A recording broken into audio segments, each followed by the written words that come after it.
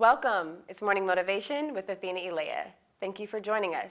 It's always a blessing to have you on our channel, where it's our mission to share a piece of forever together.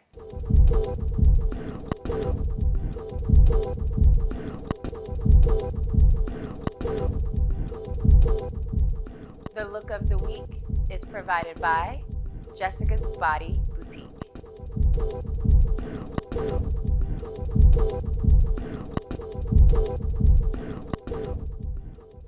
Welcome, it's Morning Motivation, and I have an amazing guest on the show today. He's a musician and the founder of Chop Suey Studios. We have Cheen, and I just want to say thank you for being here and welcome to the show. And how are you today? I'm amazing. I'm happy to be here. I'm glad to finally be a part of the actual show, and I've been seeing the episodes go up, and I'm super proud of you. Thank you so much. It really means a lot. So I just want to give a quick background, you guys, just before we get started with this awesome man's interview. This is actually the person who made my logo. So all of my stuff, which will be for sale soon, this awesome guy made this logo. And this is the reason I want to give a background, because I started doing these morning motivation videos on my stories. And when I started, it was about 3 or 4 months in, and then I kind of got a little exhausted. And I mean every morning, y'all. Every single morning without like a shadow of a doubt. Then after about the 4th month, I was like, okay, I'm a little drained. I need a break. And after like the 2nd week of not posting, my friend here was like, yo, what's good? What's going on? Like, what's going on? Like, we loved this thing you had every morning. It was cool. Like, what happened? And I was like, yeah, I just needed a break. Lo and behold, I didn't even ask. He didn't even tell me. He was just like, yo, I'm going to make a logo. I was like, okay, it's okay. You don't have to. He made the logo, and this is what I got. And as soon as I saw it, you guys, I was like, this is my show. I've always wanted a TV show, and I was like, this is it. So I really, really have to give you a lot of credit, just to be honest, because seeing it visually really was what made this show come to life. So, I mean, I really kind of owe you like the biggest thank you possible, because it helped inspire me to move forward. So I just have to tell you thank you, and how sincerely grateful I am to you for this. It was my pleasure. I always like to champion people that are taking chances on themselves. So when I saw you like being very consistent with the brand and like and coining it like with an actual name, I just felt like watching it on Instagram in such a like I just thought like it was a moment to brand. And I felt like a logo would really kind of just like keep that consistent look for you, and you would be able to I just kind of imagined you would just continue your format on Instagram, and then just maybe just pre-record those takes and then just place the logo on it somewhere. But to see you open the doors to the kingdom here, or queendom, and just set up a real studio and a real space for you to interact with people and not just talk to the endless sea of social media. I think it's really great that you've created a format and that you're bringing people along with you. So. Thank you. I mean, I just feel like the reason that I'm doing this show is because I have known so many amazing people, including yourself, who are just doing incredible work. And I just really wanted to show that more. And, I hate the word promote, but I mean, that's really, I just really wanted people to see who that person is behind their work. And because on Instagram and social media, we just pump our work out versus the process. And I feel like people sometimes miss out on who that person really is. So I'm happy to have you on here so people can really know some of the amazing things that you do. So let's actually get started. Let's first talk about your business, Chop Suey Studios, and what you do and what that consists of. So I started Chop Suey Studios around 2010-ish. So basically, I had after I graduated college, which I don't really need to go into detail on that. It was just a turning point to where I wasn't really sure what the next step was or the next move, and I really kind of just dove into the music scene, and I kind of stepped away from what I even had went to school for, and just a pivot. And I really just I started recording music, and at first I was just an artist, and then along the way, as you're hiring people to provide services for you, like graphic design and artwork or photos and videos, I was paying people to do these things for me, and I just kind of wasn't in love with the result. And I had done I had messed around in high school with some things of that nature, graphic design, video production stuff. So I kind of was like, you know what? I think I could just do this myself. Because as I started recording music, I bought my own studio set up at home. I built a studio in my mom's basement. I learned how to engineer all my own stuff, and then it kind of just trickled into me doing everything on my own. And as soon as I started promoting those things, people would ask me, hey, who did your music video, or who did that? And I was like, I did. And they just started wanting to pay, they were like, I'll pay you to do that. And I was like, oh, okay. And from then on, it just kind of blossomed into something more than I even really planned on initially. It was just to make sure that my shit looked correct on how I wanted to look and present myself to the world. And then as soon as people started asking me about that, then I was like, oh, this is a whole business. Let me hit the gas on this a little bit. It's incredible. I mean, seriously, for you to be you got into this work because you just wanted to be happy with your own work, with things that you were going to put onto your own work.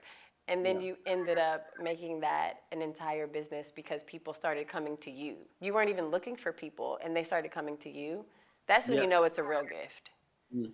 That's when you know it's a real gift. Absolutely. Absolutely. So. And I have a lot of fun doing it. It's sometimes it can feel like work, but just that's just how dedicated I am to it. And I'm a perfectionist, and sometimes we have to not chase perfection, but my OCD will kick in fairly quickly. And we're not gonna talk about that.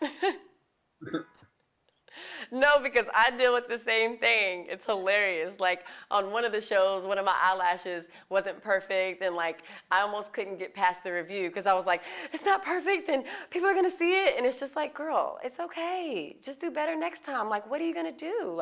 So I feel you. Because we could nitpick all day. And the cool thing about nitpicking is you really do get it better next time. You just can't drown in the nitpick. You have to, remember to pull yourself out of it and just do better next time. It's incredible. So I want to talk about your brand, Good, because, that's really, really, really, really that was the first brand that I recognized when I started following you and getting to know you. So let's talk about that, because I really want to know, what is this good? And it's also just a great word. So it's kind of like you coined this, really awesome word. So I want to know the history of that.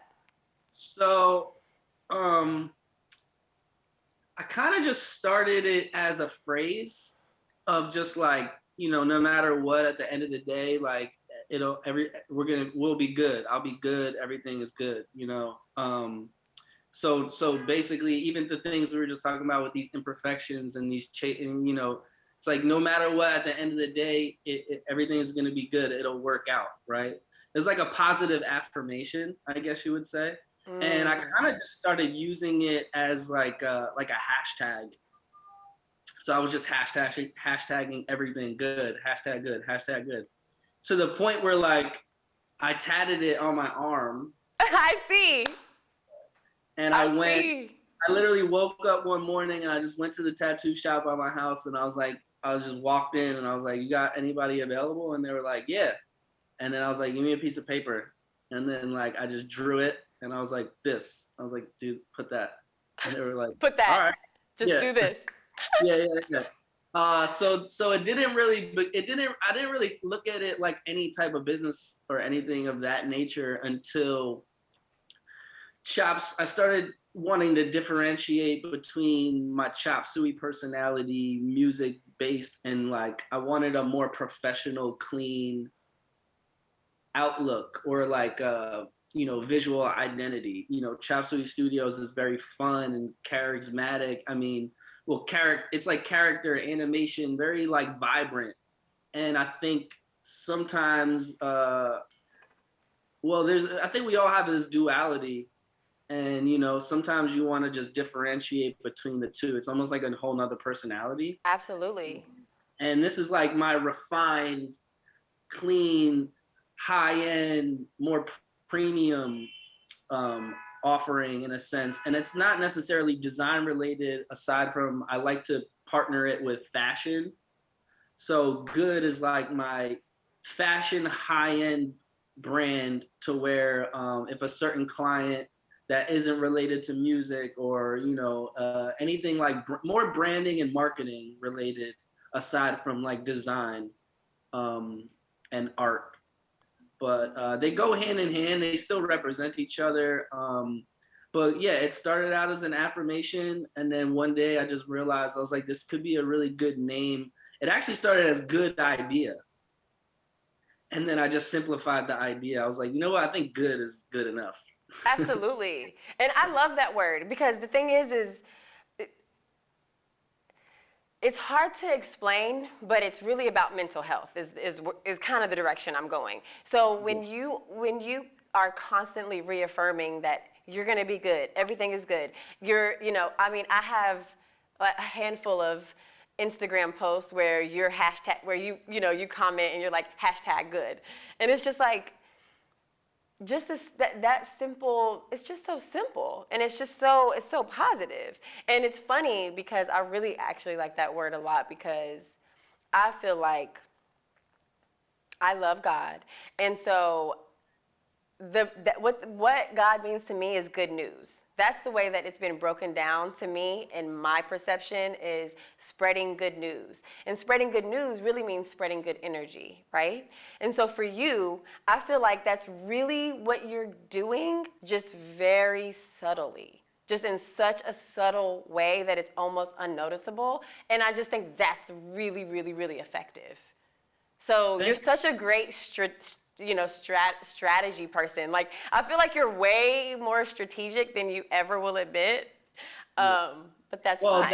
It's in the magic, right? I'll double down. I'll double down on that and say that I was campaigning just by using that as a hashtag in my everyday life on across the board. I was kind of campaigning and marketing and coining this term to the point where it's like people will literally be like, "Yo, hashtag good," Hey, yeah. and it wasn't it wasn't intentional as far as like leading it into like some sort of business opportunity. It was intentional, and that's what I wanted to put out into the world. And I wanted, at the very least, as long as if you see that, maybe it can help you in that moment for whatever reason. 100%. 100%. I love it. I think it's a phenomenal branding. And I thought it looked great on a T-shirt. I was like, "Ooh, this is like really good. Like this, it's simple, it's effective, and it's like, and I keep it red. Red is always gonna be the color. It's never gonna change. I'm not gonna put it on anything. Anytime you see my logo, it's red. So why red? Can we get like a little? Just curious. I'm just curious to be honest. I think for one reason, it's just very a strong color. Yeah. And I think red sometimes is partnered with like anger and things of that nature. So I kind of wanted to like give it that balance of like, no, like firmly say good, because it could have been blue, but blue is very calm and like, more like just I just wanted it to be strong design wise, and then I wanted that color to really just like one have like an identity, but also like have that strength, you know. Absolutely. Absolutely. I mean, the stuff that we're talking about, to some people, it may not be interesting, but the Mm. whole entire world is about marketing and branding. So this is an extremely important topic.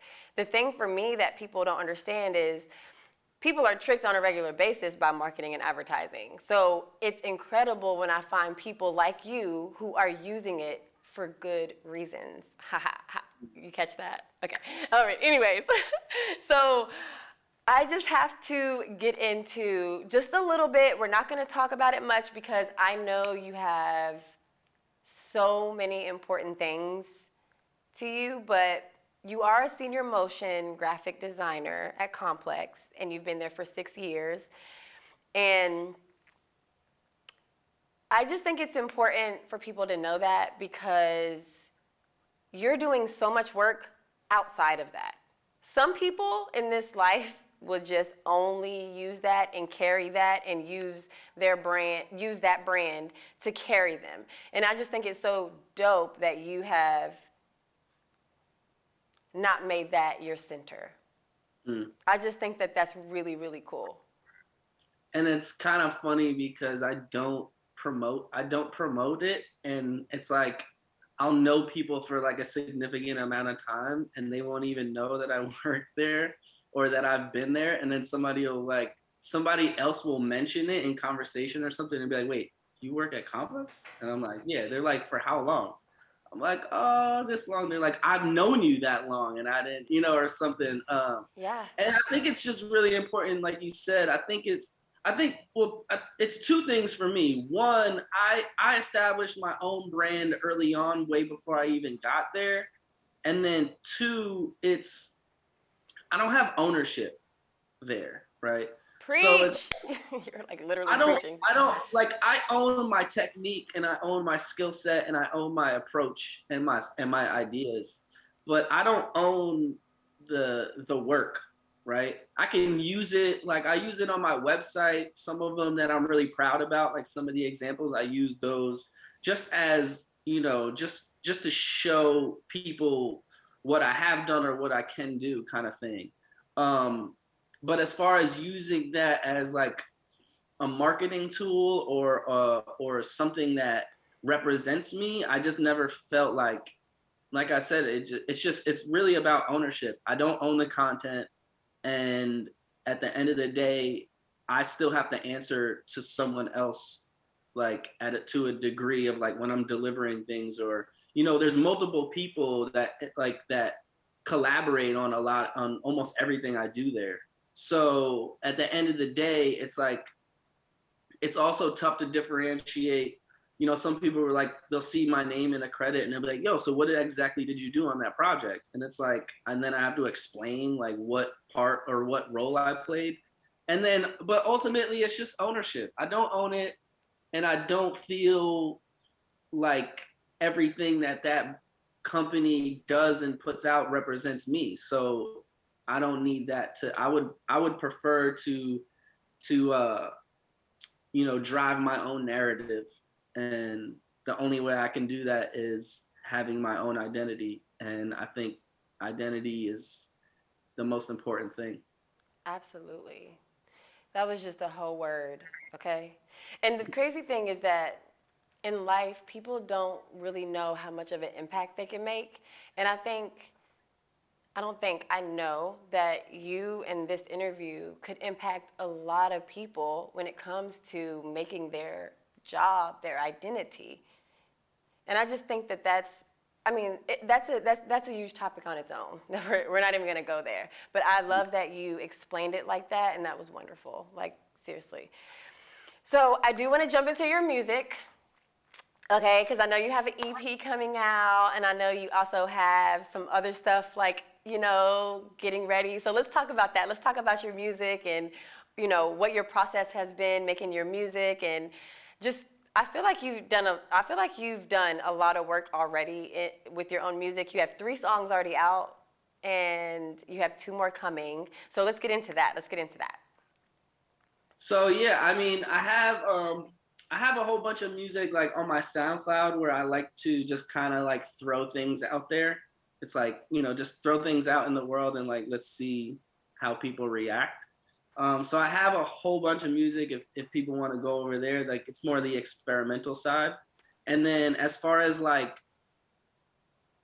fully mixed mastered music that like I've really invested in. I have an EP called the Fragments EP that's out on all streaming platforms.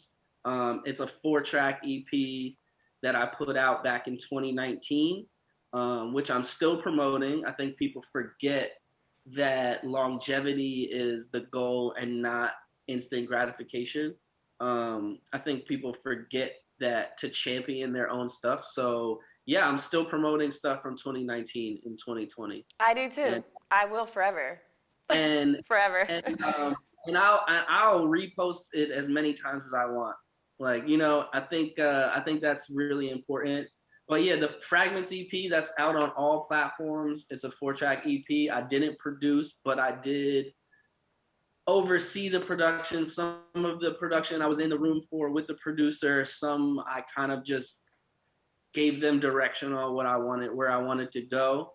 And in that process, I probably made about like 7 or 8 songs, but these 4 songs just felt like cohesive. So took those, put them together. Shot a video for 3 out of the 4, which are all on YouTube right now. So those are the 3 videos that are out, and those are the only 3 videos that you have out, right? Yeah. Okay. All right. Cool. And she's from the A, Prosecco and Heart Interlude. Yeah. Yes. And we're gonna put those below so that they can know the name of those songs. And yeah, I can't wait to go listen to them. Like for real. I have heard some of your stuff, but I can't wait to go listen to this specific EP. And then for what I'm currently working on is I have another single that's out called Slow Me Down, and that's on all platforms as well, and that's going to be on my full-length album titled Pulcini, which is my last name, and also where Cheen comes from originally. It's a nickname built off of my last name. And that's about 13 tracks, and I produced 10 out of 13. Okay. Wow. And not including Slow Me Down, which is out right now. You can go stream that. That's gonna be my second. Well, it's technically my first single, but it's gonna be the second video I release. My next single off that album is titled Vintage Versace. Vintage Versace. I am so hype about that. I feel like you're so good at branding. It's like irritating. Like, so it's like, oh my gosh. I shot that video in Puerto Rico. And I literally yesterday just finished the edit, which I edit all my own stuff. I direct all my own stuff.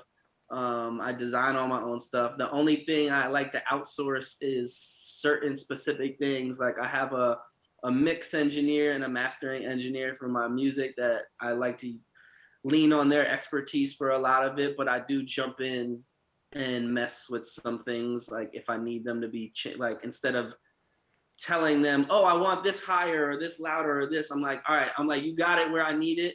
Like, let me dive in and like I'll do all the small little things, so I'm not making people stressed out over. Like, I'll just stress myself out in that. So I like to say that my engineer mixes things to perfection, and I come in and I fuck shit up, and I'm like, no, I'm like, it's too perfect. I'm like, and then so that video I got it color graded. Just got the color back. I'm just waiting on the final mix and master, and that'll be ready to go in the next couple weeks. And then in the meantime, while I'm still perfecting, air quotes, perfecting the album. So yeah, it's 13 tracks. All the vocals are recorded. All the instruments are in the sessions. It just needs to be mixed and mastered. And then in the meantime, while I have my engineer focused on that, I decided to just start another project. I was just inspired one day. and that's going to be an EP, which I'm going to either release the top of August, hopefully, and that's titled Summer of Lambrusco. Ooh. Are you hinting towards the fact that you might start a bubbly brand? Is that next from you? Because I wouldn't be Oh surprised. yeah, I mean that's what like a good is for. Something that separates from the traditional, and it's separation of church and state kind of thing. Mm. Chop Suey Studios is where I have fun and I go crazy. Everything music related is Chop Suey Studios. Everything I direct is directed by Chop Suey, things of that nature. And then when it comes to anything fashion related, marketing, like items, things of that nature, that's where good comes in. So yeah, Summer of Lambrusco. It was my stepfather's 60th birthday recently, and he had gotten a bottle as a gift, and he saved it to where we all were at my mom's house one day. Me, my older brother, my older sister, my stepsister, the whole family. We're all just hanging out at my mom's new house. It was actually the first time that we all had been in the new house together, just hanging out. And he had it on chill, and I was like, let's pop that Lambrusco. And he was like, all right. So we drank, and it was so delicious, and I was like, oh man. And then I went on a date not too long after that, and I was like, have you ever had Lambrusco? And she was like, no. And so I was like, bring a bottle of Lambrusco. And then it was just so delicious. I was like, nah. I was like, I'm coining it the Summer of Lambrusco. This whole summer is the Summer of Lambrusco, right? And then I woke up one day and I was like, wow, that is the fire title for a project. And Absolutely. and Absolutely. and it also just felt like, sample-based music, right? It just felt like sample heavy, like, traditional sample, Kanye high-pitched samples, chop samples. It just felt like chop samples to me. I don't know why. And so I started digging for some samples. I found some good sounds, and I one day I just produced all the beats that I ended up using. And then I started, as I was making the beats, I was like, what does this feel? What does this feel like? What does this song feel like? And I named the songs based on the feeling, and then I wrote the the the actual words to the song name. Um, yeah. I feel like you do so much. Like, how do you, before we go ahead and get into your visual EPK, because I can't wait for the people to see your EPK. Like, it's incredible. So, but I want to talk about just really quick before we go how moving to Brooklyn changed you and how choosing you changed you. I really, really, really want to get into that just before we get into your music really quick. I mean, before we get into showing your music. So talk to me about why moving to Brooklyn changed you and why it's an accomplishment to you. Well, for one, it was when I really took a chance on myself. Um, you know, like I said, right after college, I didn't really like know what I was gonna do, and so like I kind of took around like 2 years in between moving to Brooklyn and graduating college. I kind of just like locked myself in my mom's basement and just learned all these things and all these skill sets. And I taught everything I do now is self-taught. I didn't go to school for anything. And one of my best friends, who was my college roommate at the time, was born and raised in Brooklyn, and he opened a recording studio in Greenpoint. And he was managing some artists, and he had talent, and he was like, dude, he's like, I need you to come help me with these like visuals, and like, he's like, yo, you're doing all this dope shit. He's like, yo, like I really, really, I need you to come down and like get and be a part of this. And I was like, all right, cool. So I started coming down. Like I would come down, sleep on someone's couch for like a week, go back to my mom's. Which Same was thing. where? So my mom she lives in Putnam Valley, which is where I went to high school. Which is upstate New York, yeah? It's like about 2 hours. Okay. If I leave my house right now in Brooklyn, I'll get there in about 2 hours. It's in the Putnam County. I was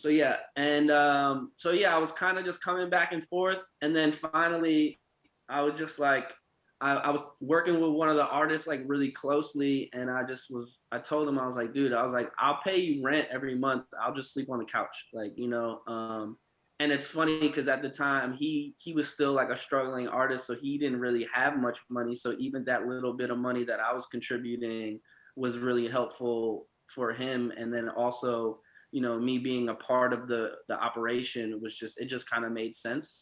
I just kind of I packed up a little suitcase, left my mom's house with like no money, no job, no nothing. Uh, Figured it within like out. within like a week, I got a job at this restaurant, delivering food. So I would do that, and then as soon as I was done with that, I'll go right to the studio, spend all night working on stuff. Like it was, it was, it was a little bit of chaotic. It was a little chaotic and stressful, but Yeah. I knew this is what I wanted to do, and just coming to Brooklyn kind of just like one, it opened me up to like all the opportunities that were just available if you just go and look for them and apply yourself. And it also kind of like gave me a new community of people, um, which that's actually how we met because that person I met at that restaurant was a friend of yours that introduced me to you, and then we are here. So it's all connected, Absolutely. and choosing me was just, you know, um, when you're growing up and you have family and you have people that have like this idea of like what you should do, like you're supposed to go to college or you go to school, you learn, I didn't want to go to college.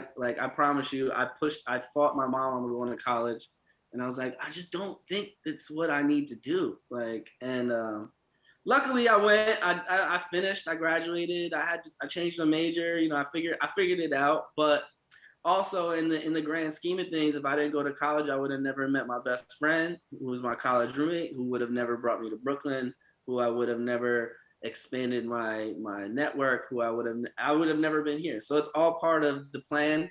And I mean, I don't know if I'm necessarily believing that there is an exact route for everyone, but I think as long as leave yourself open to receive, you'll find a path that was carved out for you, right? Um, yeah, so coming to Brooklyn, it was just it's been the best decision I ever made, and I wouldn't regret it for a second. Absolutely. When I went to New York in 2011, it was one of the best choices I ever made. And it was also one of the best choices at the end of 2019 to come back to my hometown and be with my family. And so every choice is so important, and I really love that you're telling the people that because I think sometimes we forget, so it's nice to be reminded. Um, so I just want to say thank you so much for being on the show. You're just such a great person, and I just feel like people really need to get to know who this person is behind all this awesome work. So drop your handles for me, and we're gonna get right into your videos. I have too many Instagram handles, but let's just say we'll focus on one. Follow me at Instagram at good.cheen. So that's GOOD.CHEEN. That is my main artist account. I have a gang of other accounts that we can list in the description if we need them. Absolutely, I got you. Also at Chop Suey Studios, that's important. But I would say my most important one is just good.cheen. It's my artist page. It's where I feature all my music and just me, my personality, aside from business and all types of endeavors. Nice. Okay, well, thank you so much. So, you guys, also don't forget to go to my Instagram, which is morningmotivation.ae, and go to the website, morningmotivationwithathinaelaiya.com. And thank you so much for joining us. The look of the week is provided by Jessica's Body Boutique.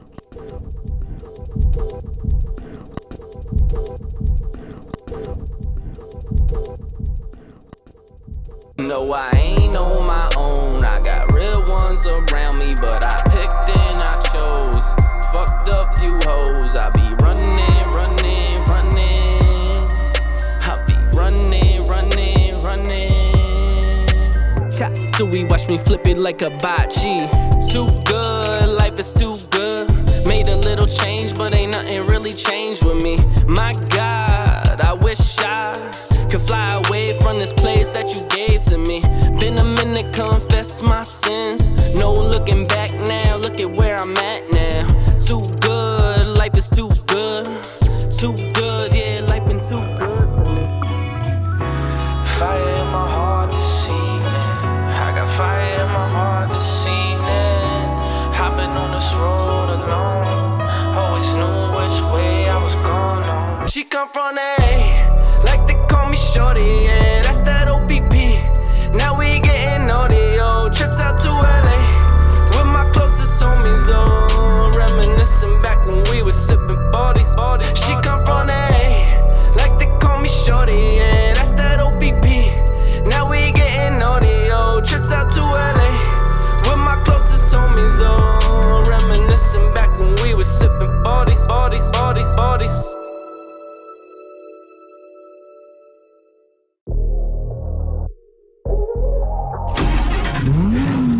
And I'm only moving at a slow speed now. I ain't about to let you slow me down. See 'em around me, they gon' hold me down. One thing for sure, I don't switch. And when I shoot, I don't miss. Thank God for my team. I'm just out here living my dream. I ain't never been on my knees. Had to get it by any means. Thank God for my team. I'm just out here living my dream. I ain't never been on my knees. Had to get it by any means.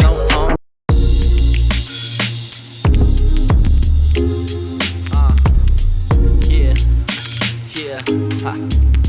Good. It's that summertime vibe.